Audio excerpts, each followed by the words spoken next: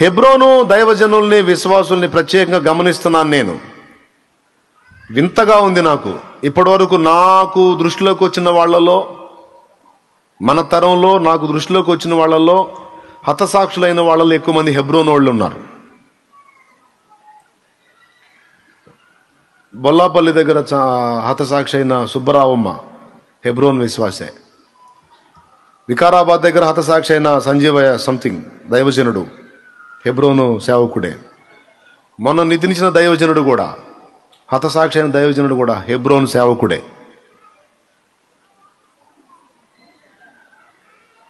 ఢిల్లీలో కూడా హెబ్రోను సేవకుడే. అదిగో హెబ్రోను సంఘ దైవజనులు, హెబ్రోను దైవజనులు ఎక్కువ మంది హతసాక్షులు అయ్యారు.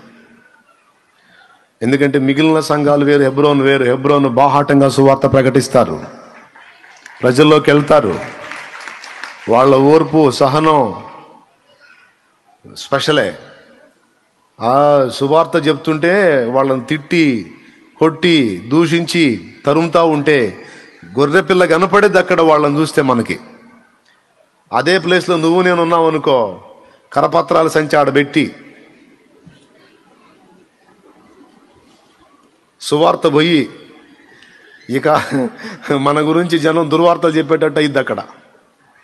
ఏందిరా నా ఇష్టం రా, నేను చెబుతా, ఏందిరా రారా అన్న పరిస్థితి వచ్చింది.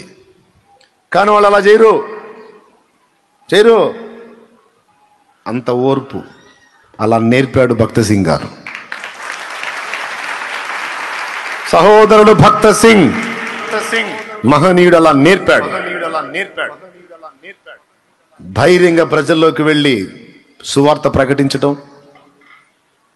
దేవుని నామాన్ని మహిమపరచటం, ప్రభు సువార్తను ఊరేగించటం, మోకాళ్ళుని ప్రార్థన చేయటం, ఓర్పు సహనాలతో సాత్వికంతో తగ్గించుకుని గొర్రెవలె దాటి వెళ్ళిపోవడం మొదలైనవన్నీ నేర్పాడు ఆ మహనీయుడు.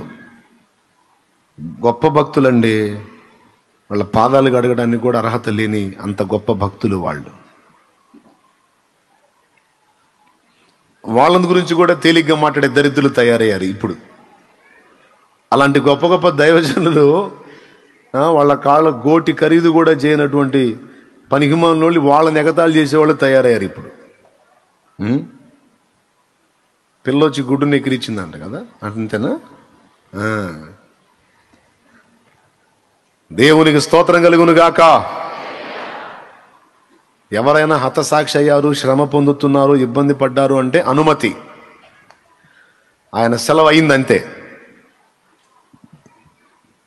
లేకపోతే మనకి భద్రత ఉందా లేదా? ఎందుకు భద్రత ఇవ్వబడింది? మనకు శత్రువు కూడా ఉన్నాడు కాబట్టి.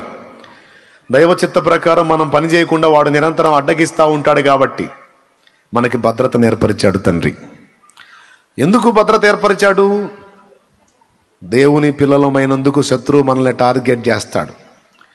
సామాన్యుడి పిల్లలకి టార్గెట్ ఉంటుందా? రాజుగారి పిల్లలకి టార్గెట్ ఉంటుందా?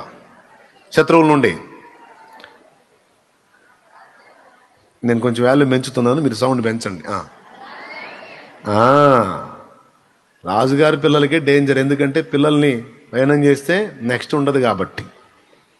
సామాన్యుడి బిడ్డ కంటే కూడా రాజుగారి పిల్లలకి దాడి ఎక్కువ. అందులో ఇప్పుడు మనం రాజాది రాజు పిల్లలం. శత్రువుకి స్పెషల్గా టార్గెట్ అవుతాం. అంతా స్పెషలే, మన టార్గెట్ కూడా స్పెషలే, ట్రీట్మెంట్ స్పెషలే, నడిపింపు స్పెషలే, అంతా స్పెషలే. మరి శత్రువులు కూడా మనకి మిగిలిన వాళ్ళ కంటే డిఫరెంట్గానే ఉంటారు, దాడులు అంతే ఉంటాయి. అయితేనే భద్రత కూడా అంతే ఉంది.